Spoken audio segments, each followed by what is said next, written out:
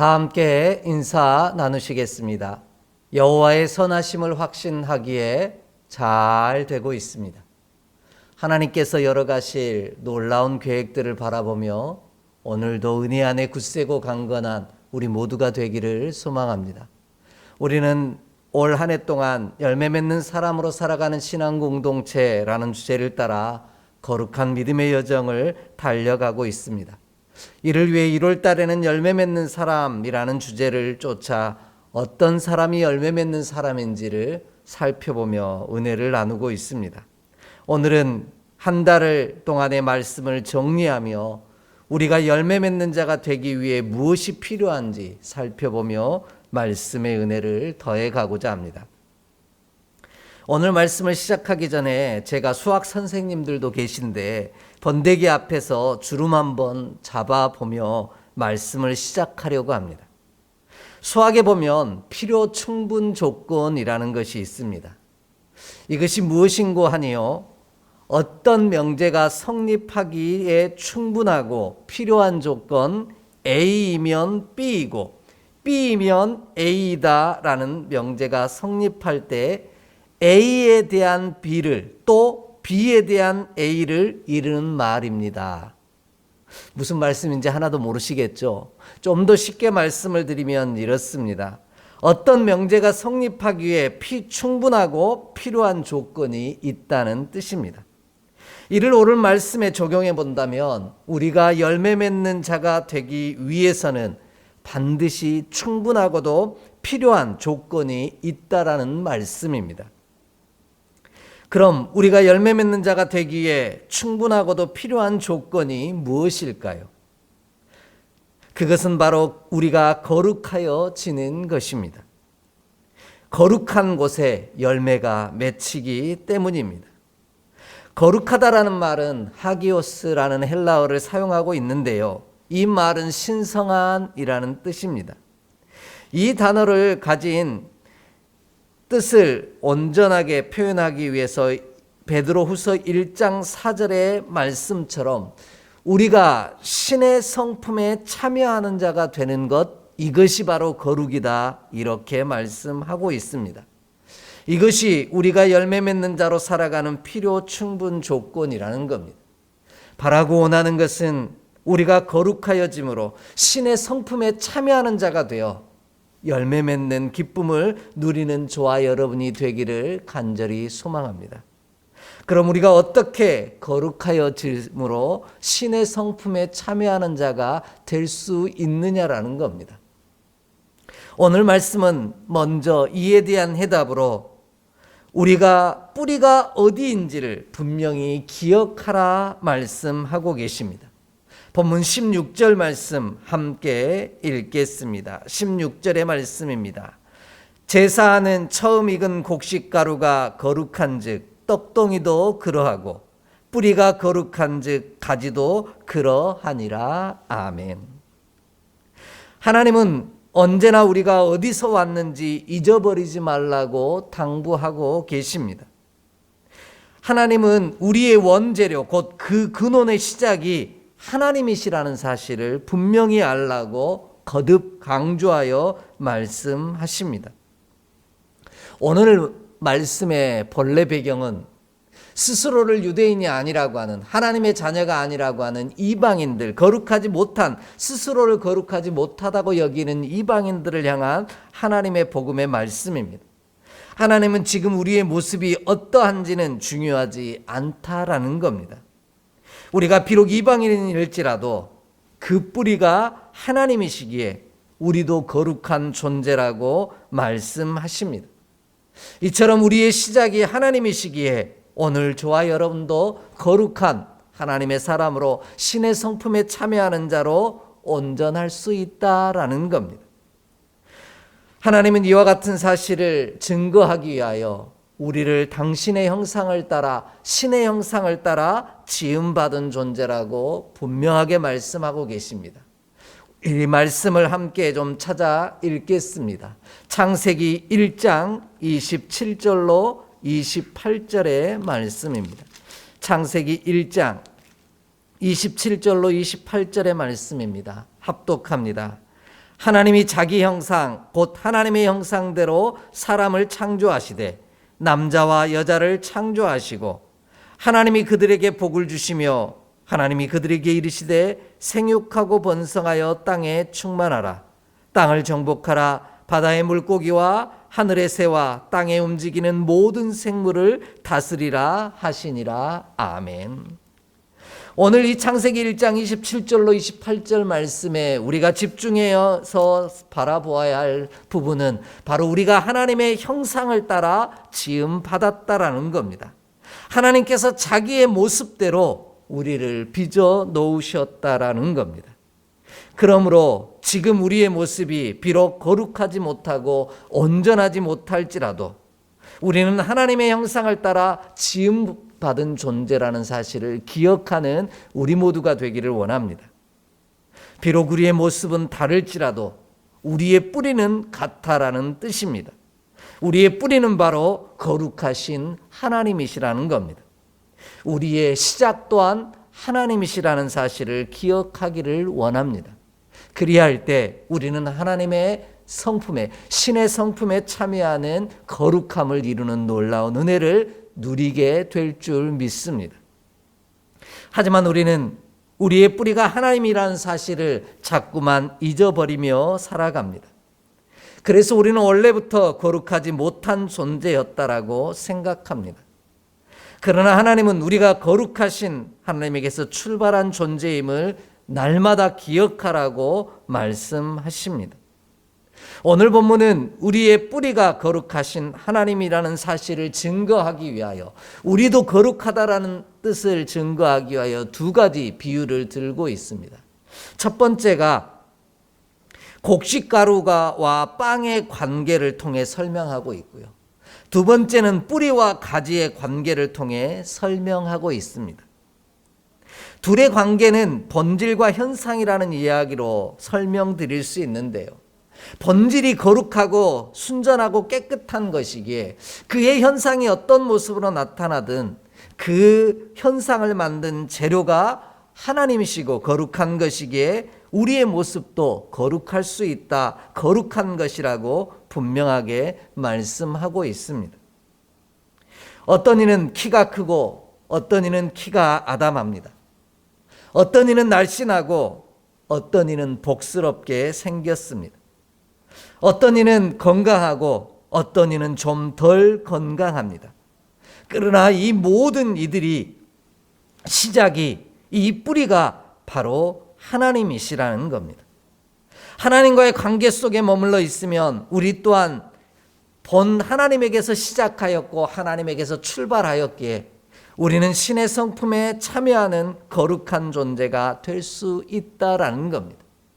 그래서 우리가 알고 있는 요한복음 15장 말씀은 우리가 하나님과의 관계 속에 머물러 있으면 우리가 깨끗하여져서 많은 열매를 맺을 수 있다, 이렇게 말씀하십니다. 이에 우리가 깨끗하여짐으로, 거룩하여짐으로 열매 맺기를 소망한다면 우리의 시작이, 우리의 뿌리가 하나님임을 분명히 아는 저와 여러분이 되기를 원합니다. 알파와 오메가가 되신 하나님이 우리의 시작이요 뿌리임을 반드시 기억하는 우리 모두가 되기를 원합니다. 그리할 때 우리 또한 뿌리 되신 하나님이 거룩하시기에 우리도 거룩한 존재가 되어 하나님 안에서 온전한 열매를 맺는 자로 변화되어지는 놀라운 축복을 이룰 수 있을 줄 믿습니다. 이와 같은 사실을 우리 가운데 분명하게 전해주고 있는 말씀이 있는데요. 그것이 바로 이방인의 복음서라고 알려져 있는 누가복음입니다. 누가복음에 보면 마태복음과 달리 예수님의 족보가 등장하는데, 마태복음과 달리 누가복음에서 나온 예수님의 족보는 예수님에게서 시작하여 거꾸로 올라가는 과정을 걷습니다. 그리고 마태복음에서는 아브라함에게서 끝났다면 누가복음은 아브라함을 뚫고 지나가 아담에게까지, 아니 하나님에게까지 다다릅니다. 이 말의 의미는 무엇이냐면 우리의 시작이 같다라는 겁니다. 우리 모두의 시작은 이방인이든 유대인이든 우리의 모습이 어떻든 우리의 형상이 어떻든 우리의 현실이 어떠하든 우리의 뿌리와 시작은 거룩하신 하나님에게서 시작되었다라는 겁니다. 그러므로 우리도 거룩할 수 있다라는 뜻입니다. 그래서 성경은 이와 같은 사실을 레위기 11장 44절로 45절 그리고 베드로전서 1장 16절에서 증거하고 있습니다. 우리 함께 좀 찾아 읽어보겠습니다. 베드로전서 1장 15절로 16절 말씀을 함께 읽겠습니다. 베드로전서 1장 15절로 16절의 말씀입니다. 함께 봉독합니다. 오직 너희를 부르신 거룩한 이처럼 너희도 모든 행실에 거룩한 자가 되라. 기록되었으되 내가 거룩하니 너희도 거룩할지어다 하셨느니라. 아멘. 하나님은 레위기에서도 그러하셨고 베드로전서에서도 우리에게 분명하게 말씀하십니다. 뿌리 대신 하나님이 거룩하시기에 가지된 너희도 거룩하라는 것입니다. 그리할 때 우리는 열매 맺는 자가 되어지며 하나님 안에서 그 추수의 기쁨을, 결실하는 기쁨을 누릴 수 있다라고 분명하게 이야기하고 계신 겁니다. 첫 빵 재료가 거룩한 것처럼 그 빵도 빵덩어리도 거룩하고요. 그 뿌리가 거룩하신 것처럼 그 가지인 우리도 거룩하다라는 겁니다. 이처럼 재료 곧 시작이 거룩하면 그 재료와 시작이 만든 우리도 거룩하다라는 사실을 반드시 기억하기를 원합니다. 뿌리 대신 하나님께서 거룩하실진데 그 가지된 우리도 거룩하지 않을 수 없습니다. 그러므로 날마다 우리의 뿌리가 하나님이심을 기억함으로 우리도 거룩하여짐으로 열매 맺는 귀한 축복의 역사를 이루어가는 우리 모두가 되기를 주의 이름으로 간절히 축복합니다. 두 번째로요, 우리가 신의 성품에 참여하여 거룩해짐으로 열매 맺는 두 번째 방법은 뿌리의 접붙임을 받아야 한다라는 것입니다. 본문 17절 말씀 함께 읽겠습니다. 17절 말씀입니다. 함께 봉독합니다. 또한 가지 열마가 꺾이었는데 돌 감람나무인 내가 그들 중에 접붙임이 되어 참 감람나무 뿌리에 진액을 함께 받은 자가 되었은즉 아멘.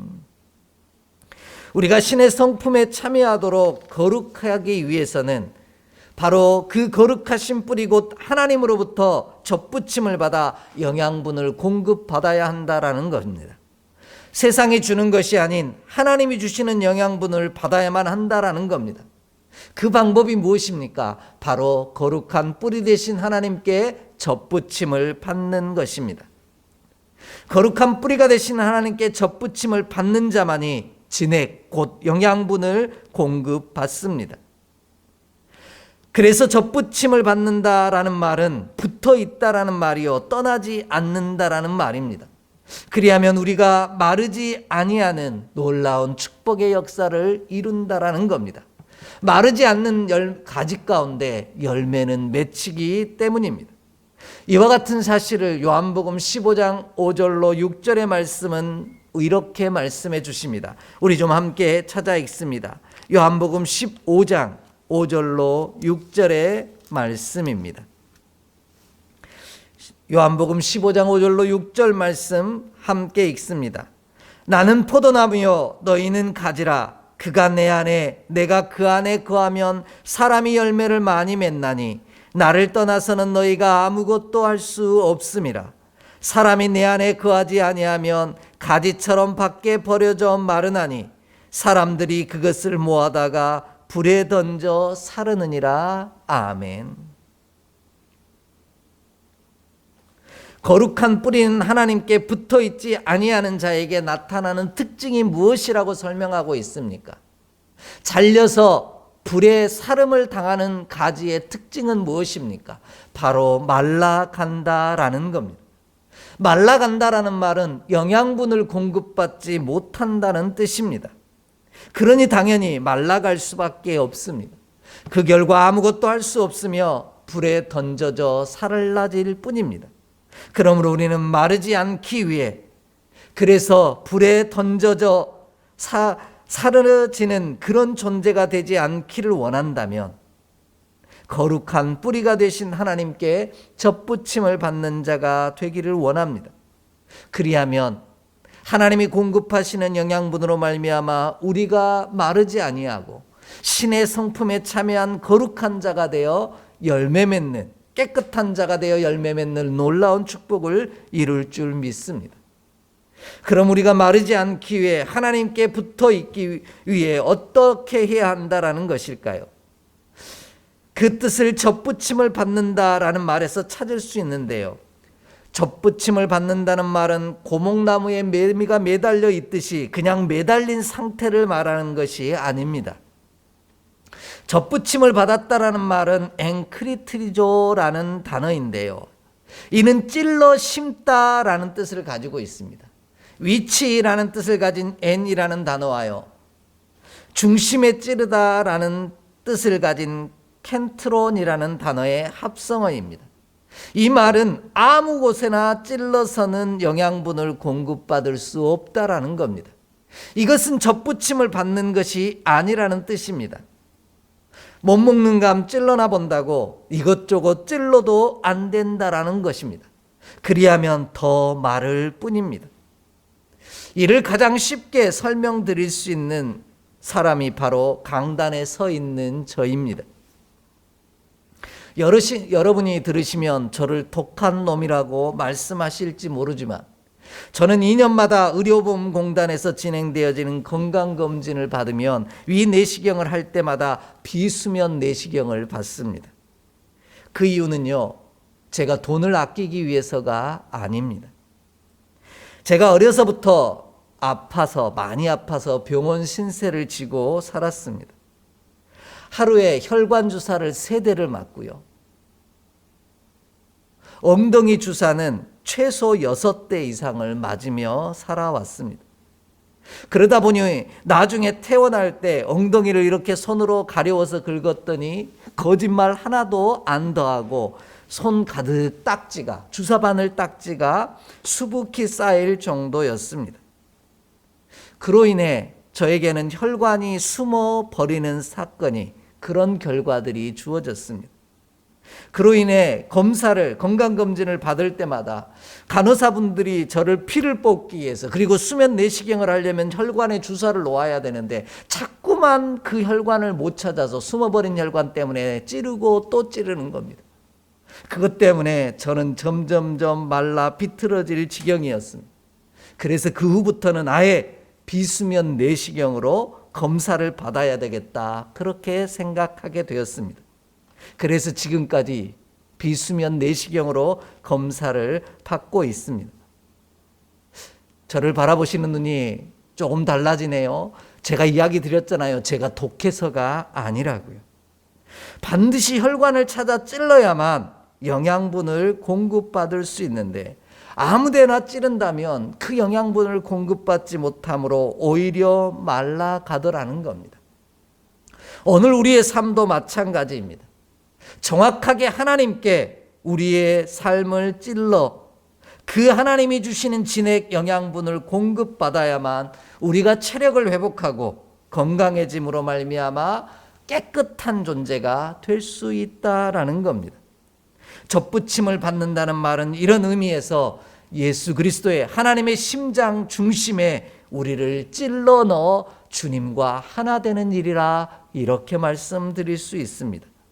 그리하면 우리가 원뿌리가 되신 거룩하신 하나님으로부터 영양분을 공급받아 우리 또한 거룩해짐으로 말미암아 깨끗해짐으로 말라 비틀어지지 아니하고 그 입이 청청하며 결실이 그치지 않는 에레미야 17장 7절로 8절에 주신 그 강변에 심겨진 나무와 같은 놀라운 축복을 이루게 하실 줄 믿습니다. 그뿐만 아니죠. 시편 92편 12절로 14절의 말씀에 보면 온전히 여호와의 집에 심겨진 나무는 그 뜰 안에서 번성하며 늙어도 결실하며 진액이 풍족하여 입이 청청하다라고 말씀하고 계십니다. 우리가 하나님에게 접붙임을 받아 하나님과 한 몸이 되어 하나님이 주시는 영양분을 공급받을 때 마르지 아니하므로 신성한 주의 성품에 참여하는 놀라운 은혜를 누리게 하실 줄 믿습니다. 그 결과 우리로 거룩하여짐으로 열매 맺는 가지가 되게 하시는 놀라운 축복을 반드시 누리게 하실 줄 믿습니다. 그러므로 언제나 우리의 중심이 하나님에게 온전히 꽂혀 있게 하사 하나님이 공급하시는 영양분을 공급받는 우리 모두가 되기를 소망합니다. 마지막으로요, 우리가 신의 성품에 참여하여 거룩해짐으로 열매 맺는 세 번째 방법은 자랑하지 않는 것입니다. 18절 말씀을 함께 좀 읽겠습니다. 18절 말씀입니다. 그 가지들을 향하여 자랑하지 말라. 자랑할지라도 내가 뿌리를 보존하는 것이 아니요 뿌리가 너를 보존하는 것이니라. 아멘.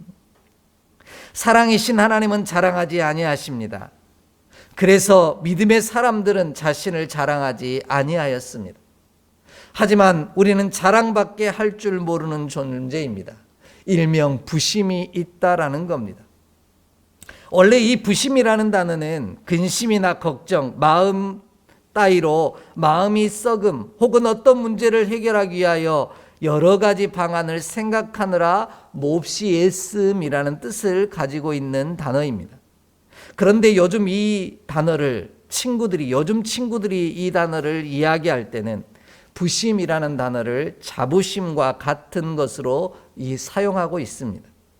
일명 술부심, 차부심, 게임부심, 내기부심, 군부심 이런 표현들의 다양한 파생어도 있습니다. 이야기만 들어도 금방 이해하실 것인데요. 세상에 자랑할 것이 없어서 자신이 다른 누구보다 술을 더 많이 먹을 수 있다라고 마실 수 있다라고 이야기하는 게 술부심입니다. 자신이 가장 좋은 차와 차에 대한 지식이 가장 많다라고 자랑하는 것이 차부심이고요.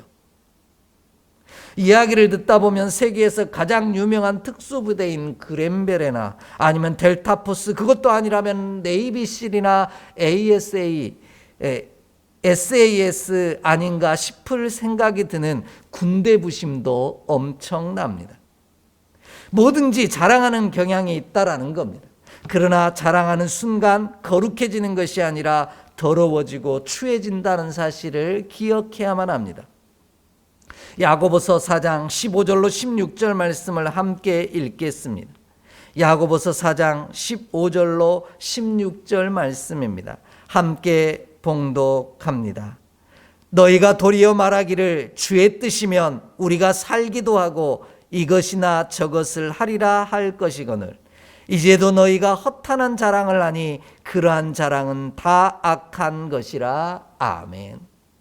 가지를 향하여, 유대인의 꺾임을 향하여 이방인이 자랑하는 것은 헛되고 악한 것이다, 이렇게 말씀하고 있는 겁니다.